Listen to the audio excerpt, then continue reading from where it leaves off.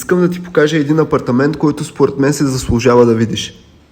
Има и такива апартаменти в Стария град на Поморие. Общите части са модерни, има и асансьор и всичко изглежда точно така, както би очаквал от нова сграда. Още с влизането прави впечатление, че всичко е чисто ново. И да, всичко остава за новия собственик. Сега да разгледаме всекидневната. Тук не ти трябват майстори, нито мебел на къща. Това, което трябва да направиш е да набереш моя телефон, ама бързо. Това е за онези клиенти, които търсят стабилна инвестиция.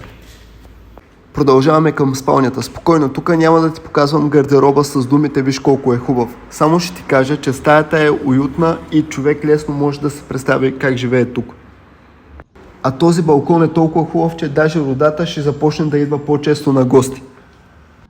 Изложението тук е юг-югозапад. Апартамента се намира на първи висок етаж, 62 квадратни метра, цената му е 118 000 евро.